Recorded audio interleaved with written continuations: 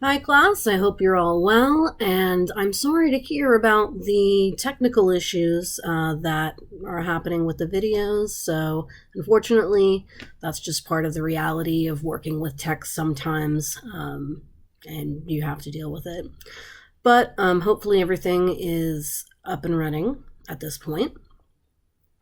Um, Welcome to Lecture 2, Part 1. Now, at this point, you may be thinking to yourself, are we seriously doing another lecture? I thought art was supposed to be fun. And yes, art is fun. The truth is that I'm choosing to do this lecture material first because I think it's the best thing for your education, because all the projects we do are going to relate back to it. And while I could space the lectures out over the semester, then in the beginning part, you'd be missing some of that information, and I think that your work wouldn't be as rich because of it. Because all of these parts relate to one another. So anyways, without further ado, we'll get started. Lecture 2, The Organizational Principles of Design. So the organizational principles of design are defined as the ways that artists use the elements of art in a work.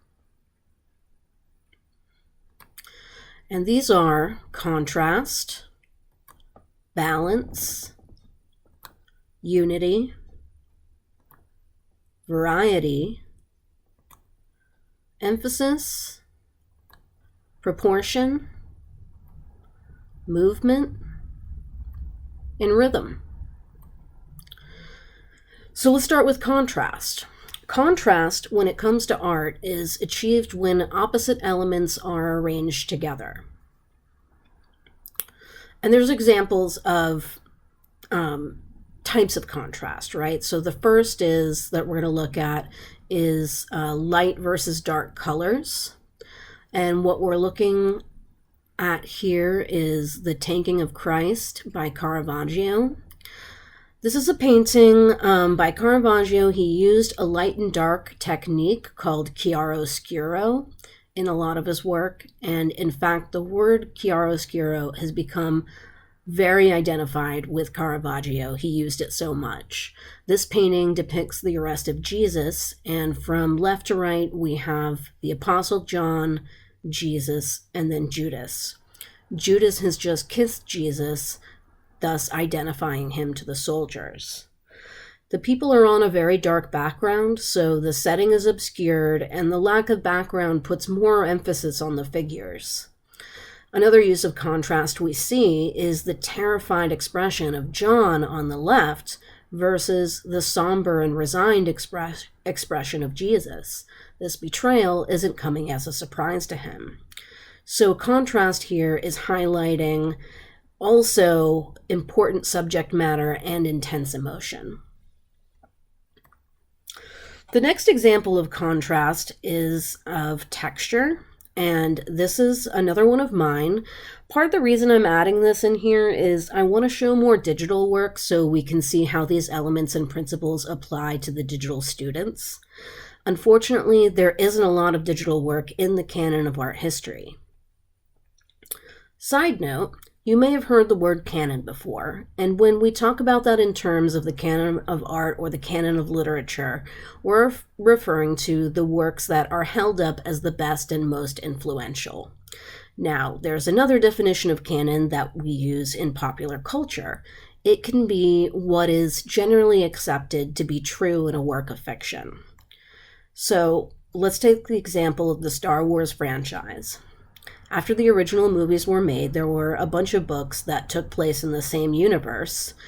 And when episodes 7, 8, and 9 came out, fans wondered if the history established in those books would make it into J.J. Abrams' official movies. They were not, so they were not accepted as canon. As opposed to something like The Mandalorian, which is part of the intellectual property of Disney now, anything that happens there is canon. So let's get back to texture with this digital example. So here, I was exploring how animals might interact with the negative spaces in the first letter of their name. So O for octopus, P for planarian. The letters are smooth, whereas the animals have texture on them. The texture was created using the freeform gradient tool in Illustrator, in case you are a digital student and you're interested. And for those of you who don't know, a gradient is a digital imaging term where one color fades into another.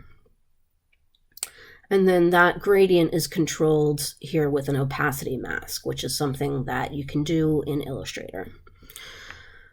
The result is these organic forms of the animals contrast with the more geometric font, and this font is Futura Medium, and it's actually categorized as a geometric font. There's different categories of fonts, and that's the word to describe Futura. So that is smooth versus rough texture. You could also say that there's some organic versus geometric as well in there. Our last example of contrast comes from an artist named Barbara Kruger, who started out as a graphic designer doing page layouts. And she's using several means of contrast. First, she's using contrast of color. We've got the white on red, but we also have the contrast of light and dark between the fingers and where the palm meets the wrist. The lights of the tips of the fingers take you to the central message, whereas the palm fades into the background. Also, the background of the photograph is grainy, like a photocopy or a newspaper print, to accentuate the crispness of the red square and the words on it. So she's using texture for contrast as well. Lastly, she's using our third example of contrast, which is size. The fact that the text therefore is visibly smaller than the other words makes I shop and I am stand out more. In fact, you could read this image as I shop, I am. It also makes the viewer pause a little after the I shop, making the following I am that much more powerful. So let's talk about balance. That's our next principle of design. Balance is the distribution of the visual weight of colors, textures, objects, and space. If the design was a scale, these elements should be balanced to make a design feel stable. The first type of balance is symmetrical. Something is symmetrical when you can draw an axis down it, either a vertical or a horizontal one, and you'll get the same image reflected on the other side. With these two organic sort of tree-like shapes here, we can see that the left one is symmetrical while the right one is not. So here's another Barbara Kruger example, and as we see, she's still making strong use of contrast in her work. The work isn't literally symmetrical. If we took one side and reflected it, we would get something different. But it is symmetrical in terms of compositional balance, which is what we're talking about. The result is a very powerful image that almost comes across as confrontational, and that makes sense because this design was originally used for a poster for a pro-choice rally on Washington in 1989. Now it's considered part of the canon of Western art. And, it's exhibited in galleries on this very, very huge scale. But the subject matter was relevant then, but it's still relevant today. The issue of body autonomy is just as controversial now as it ever was, maybe more so. Now, you may be looking at these Barbara Kruger images and thinking, hey, I've seen this before. So Supreme is an American clothing and skateboard brand that is targeted at skating and hip-hop cultures, and also youth culture in general. The founder openly admitted that he took the logo from Barbara Kruger's style, and Kruger remained silent on Supreme's use of her artistic construct. That was until 2013 when Supreme filed a lawsuit against a rival clothing brand called Married to the Mob over its usage of white over red lettering, identical to Supreme's logo. And Supreme stole it in the first place. So then Barbara Kruger makes a new exhibition in response to this hypocrisy. This photo on the right is from her exhibition, and there's no doubt she's calling out Supreme. If you'll notice, the message is printed on skateboards. So I think it's a cool response. She's not getting involved in a lawsuit because that kind of thing can take over your life and there's no guarantee that you'll win. But nonetheless, she calls them out in the manner of her choosing. She also wrote a public letter, but I can't share that in class because it has what my daughter would call grown-up words in it. So just remember, folks, Barbara Kruger did it first. Now, symmetrical balance doesn't have to be bold and confrontational. It can also be calming. What we've got here is School of Athens, a mural by Raphael, one of the 4 greatest artists of the Italian Renaissance. And of course, those are Leonardo, Michelangelo, Donatello, and Raphael. But let's get back to the mural. So what we're looking at is a portrayal of the ancient Academy of Athens, which was an institution dedicated to the study of science, philosophy, and mathematics. Once again, we have symmetry, not literally, but in terms of balance and composition. He's using linear perspective, and the vanishing point is right in the middle of the painting. In the center, we have Plato on the left, who actually founded the Academy, and Aristotle standing to his right, who was Plato's student for 20 years. Plato is pointing his finger in the air, while Aristotle's hand is down. It may be a little hard to see because it's kind of small. Plato's finger pointing upward symbolizes his philosophy of reality being based on conceptual ideals. Aristotle, on the other hand, was all about examining the reality of what's here on Earth, and is seen as the founder of empiricism, which is scientific thought. So the 2 different approaches to the nature of truth are standing next to each other as equals. They're not polarized, there is harmony. Our next type of balance is asymmetrical. Asymmetrical balance is when you have elements that are different in color, shape, size, and weight, but they all work together. This is kind of like a server holding a tray. There's going to be glasses on there, but some are full, some are empty, some plates are heavier than others. The server has to balance the tray by deciding where the objects are going to go. Not everything can fit in the center. Some of it has to be on the edge. If it doesn't work, the tray crashes down. So, we're back to Starry Night. Looking at the landscape, the mountains start low on the left and then end up higher on the other side. So that's not symmetrical. But the biggest example of asymmetrical balance here is with the moon and that big black, almost foreboding shape on the left, which is a cluster of cypress trees. Those trees are so big that they would dominate the painting, except for the moon in the upper right-hand corner. The moon is relatively small, but its colors are so bright that it can compete with the big black shape. That's called visual weight. And something doesn't have to be big to have it. So we say visual weight, but it's kind of like the way, if you've ever heard the phrase, throwing your weight around. It's not being little, it's talking about your clout or your importance. Our third type of balance is radial symmetry. Radial symmetry relates to the elements that spread out from a central point, and you can find it in a lot of plants. When the visual weight of these elements is evenly spread, the result is radial symmetry. So, we're looking at Notre Dame Cathedral. These circular style windows at Notre Dame are called rose windows because they are reminiscent of flowers. Unfortunately, there was a fire in 2019 and some of these windows were destroyed. With this photo on the right, you can get a sense of the magnitude of it and the use of light affects the atmosphere of the interior of the cathedral. But it's very intricate. It's a shame that it's so high up because you can't really appreciate that intricacy very well, but that's how it goes with elaborate churches. Okay, looking at Bridget Riley again, we see radial symmetry here, but the point where the lines meet and make that implied circle isn't in the center. It's down farther to the bottom.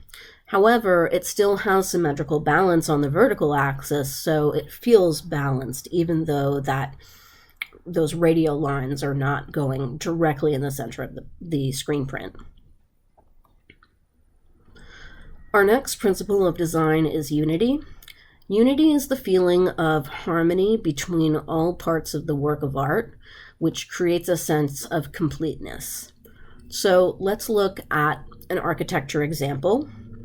This is nicknamed the Pink Mosque because of predominantly pink light that comes through the stained glass windows.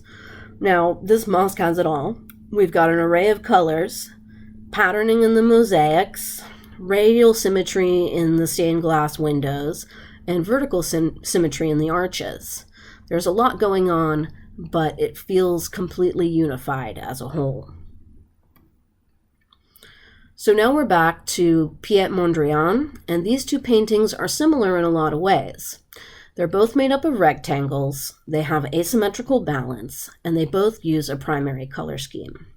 But the one on the left is way more energetic, partially because there's a lot more squares, and unlike the painting on the right, they're not separated by black lines. The colors are jetting up next to one another, giving us the sensation of blinking Broadway lights. One is energetic and the other subdued, but nevertheless, they feel unified. As a principle of design, unity can be kind of hard to pin down, and it's kind of a judgment call. And what you'll see in art is that a lot of these elements and principles overlap each other. There's one thing these paintings don't have, though, and that's variety, which happens to be our next organizational principle of design. Variety is the use of several elements of design to hold the viewer's attention and to guide the viewer's eye through and around the work of art. So I chose this image because when I was a kid, I grew up outside the US, mainly in Greece because my dad was Greek. But every summer we would visit my American grandparents in Florida, and I couldn't believe how big the cereal aisle was. We have so many choices in our grocery stores here, and to people in other countries, this is insane. Now, are so many choices a good thing? Unfortunately, we don't have time to discuss that right now. We've still got a lot of ground to cover, so you'll have to ponder that question yourselves. So we'll move on to an artist and graphic designer named Shepard Fairey, who is one of the most influential artists of the 21st century. He started out in the skater and street art scene, putting up his art illegally a lot of times, and he went on to gain international acclaim, and now people pay him to put his work up on buildings. You may recognize his Obama poster. A lot of his work deals with social and political issues.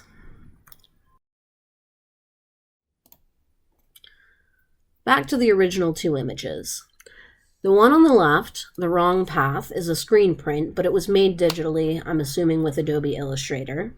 This piece is a recognition of the challenges surrounding anyone championing the environmental responsibilities that we face, as well as a comment on the potentially disastrous consequences of government policies on things like climate change and other ecologically related topics. So let's unpack this. We have unity in the use in that he's using type, and type is the appearance or style of text. But there's a variety between them. We've got a bold, modern block font in the upper right-hand corner, and then on the middle left, the word path is in a retro style cursive with a decorative flourish swooshing underneath. We've got the hand either on fire or holding fire. Then below that, the words hottest decade kills, and then there's a number that gets cut off. Then we have the torn paper element, which provides visual texture, but it also echoes the shapes of the flames in the hand. There's a variety of elements, for example, the floral patterning that is reminiscent of wallpaper. And that floral motif is repeated on the lapel of the woman's jacket. And then there's the big leaves, possibly representing the environment. Finally, there is the portrait of the woman. She's looking straight at us with intensity, as though she's looking for a response. The piece on the right is very similar. We've got some text saying, unsafe, just another case of the wrong path, and fragile cargo, and many other phrases that are laced with meaning. Once again, there's a variety of type, this time in the orientation of the type. We see the word revolution on its side. This piece is a little more hopeful than the one on the left. I see two doves of peace, and there's a variety of kinds of flowers. We see a young woman holding an automatic weapon with a flower tucked into the barrel. This is a visual reference to a famous photograph from the 1960s called Flower Power, where a journalist captured a picture of a protester placing a flower into the barrel of a rifle that a soldier was pointing at him. This was at a march on Washington protesting the Vietnam War. But back to the piece on the right. It was auctioned as an NFT, otherwise known as a non-fungible token. You can look that up to get more info on it, but basically NFTs are a piece of digital content that is unique and not interchangeable with something like, say, Bitcoin.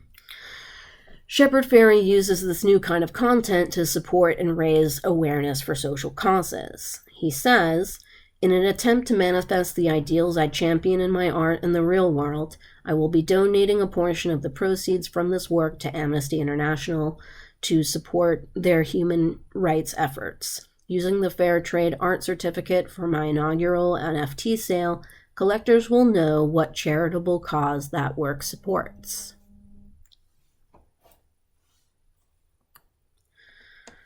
All right, and for our final example of variety, here we have a Russian painter named Vasily Kandinsky.